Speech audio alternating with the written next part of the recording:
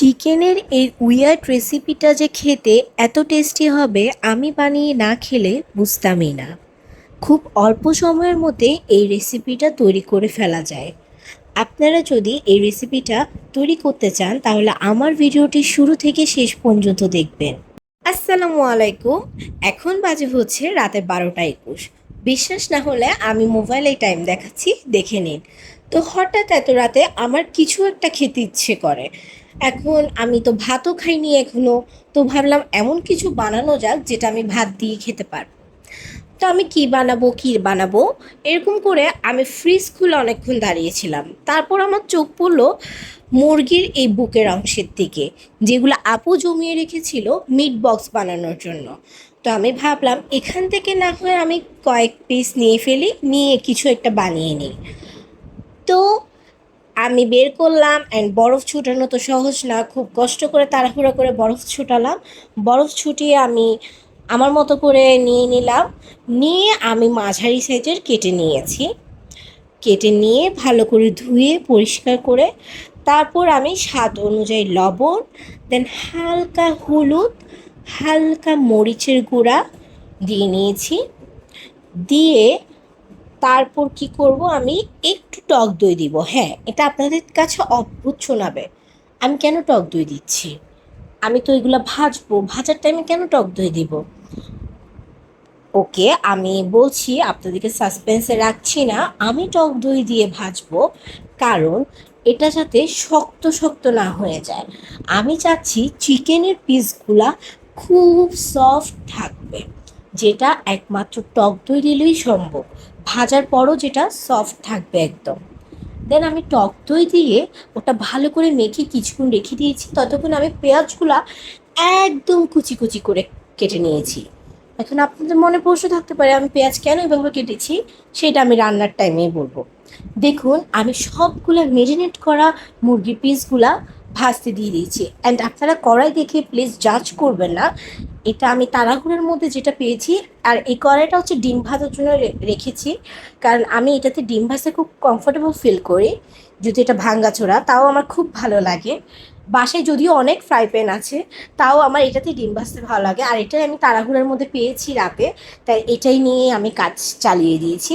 তো ওটাতে আমি চিকেন পিসগুলো ভেজে নিয়েছি। ভেজে হালকা তেলে আমি পেঁয়াজ কুচিগুলো দিয়ে দিয়েছি। আমি বললাম না এভাবে কেন পেঁয়াজ কাটলাম, এভাবে কাটার রিজন হচ্ছে আমি একদম এই তরকারিটা একটু অন্যরকম করতে চাচ্ছি। নর্মালের তুলনায় এটা যাতে একটু ভিন্ন টাইপসের হয়, এই জন্যই। তো আমি পেঁয়াজ কুচির মধ্যে বেসিক যত মশলা ছিল, হলুদের গুঁড়া, মরিচের গুঁড়া, ধনিয়া গুঁড়া, জিরা গুঁড়া, তারপর আমাদের বাসার স্পেশাল গরম মশলা, ওগুলা দিয়ে আমি ভালো করে মশলাটা তেলের সাথে নাড়াচাড়া করছি। যখন মশলা থেকে তেল উঠে যাবে, দেখেন এই উঠে উঠে যাচ্ছে তেলটা, ঠিক তখনই আমি সয়া সস দিয়ে দিব। দেন সয়া সস দেওয়ার পর আমি আবার নাড়াচাড়া করছি। সয়া সস দেওয়ার পর কালারও একটা চেঞ্জ আসছে, এটা আস্তে আস্তে ডিপ হয়ে যাচ্ছে। দেন যখন সয়া সসটাও তেল থেকে উপরে উঠে উঠে আসবে, আমি চিকেনগুলো দিয়ে দিব। চিকেনগুলো দেওয়ার পর আমি আলুকে এইভাবে পাতলা পাতলা করে চিপসের সাইজে গোল করে কেটে নেব। গোল করে কেটে হলুদের গুঁড়া হালকা, মরিচের গুঁড়া হালকা, লবণ হালকা দিয়ে মাখিয়ে নিয়ে আমি ওগুলাকে তেলে চিপসের মতো করে ভেজে ফেলবো। আমি যেই কড়াইতে মুরগিগুলো ভাজলাম সেই কড়াইতে আমি আলুগুলা চিপসের মতো করে ভেজে নিচ্ছি। এখন আপনাদের কাছে এটা খুব অদ্ভুত লাগছে, এটা অদ্ভুত লাগারই কথা, কারণ এটা আমার উইয়ার্ড একটা রেসিপি, যেটা স্পেশালি মাই সিগনেচার রেসিপি। এটা আমি প্রায় করে থাকি। তো ভাবলাম আজকে কেন না আপনাদের সাথে শেয়ার করি আমি এটা।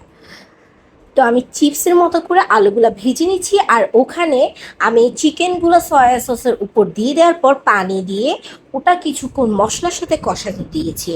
ওখানে এক পাশে চিকেনগুলো কষানো হচ্ছে, আর এখানে এক পাশে আলুগুলো চিপসের মতো করে ক্রিস্পি করে ভাজা হচ্ছে। তো আমি না ভাজতে ভাজতে কয়েকটা খেয়ে ফেলেছি। দেন ভাজার পর ওপর থেকে যখন ঝোল কমে আসবে চিকেনের, তখন আমি ওপর থেকে এই আলুগুলা একটা একটা করে বসিয়ে দিব অ্যান্ড ঢাকনা দিয়ে কিছুক্ষণ দমে রাখবো। অ্যান্ড দমে রাখার পর লুক টেস্টটা তো আমি আপনাদেরকে প্রথমেই দেখিয়ে দিয়েছি, কি অসাধারণ হয়েছে তাই না? বিশ্বাস করেন, আপনারা যদি এই প্রসেসে চিকেনটা এভাবে রান্না করেন, এটার স্বাদ আপনাদের সারা জীবন মুখে লেগেই থাকবে, আপনারা এটা ভুলতে পারবেন না। দেখুন, আমি টক দই দিয়ে ভাজার কারণে চিকেনটা কতটা জুসি, একটা টেন্ডার একটা ভাব দিচ্ছে তাই না? আর আলুটা ছিল ক্রিসপি, একদম ধরলেই যেন মুচমুচ করে ভেঙে যাচ্ছে। নরম চিকেন ক্রিসপি আলু দিয়ে গরম ভাত মেখে মুখে দেওয়ার স্বাদটাই আলাদা। এটা আমি আপনাদেরকে বোঝাতে পারবো না এটা কতটা টেস্টি লাগছে। আমার বাসায় গরম ঘি ছিল না, না হয় আমি গরম ঘি দিয়ে ভাতটা খেতাম, এতটাই ভালো লাগছে। আপনারা ট্রাই করলে বুঝবেন আমি সত্য বলছি নাকি মিথ্যা বলছি। আর আমার খাওয়ার স্টাইল দেখলেই বোঝা যাচ্ছে এটা যে কতটা টেস্টি হয়েছে। তো আমি আজকের ভিডিও খেতে খেতে শেষ করছি। আল্লাহ হাফেজ।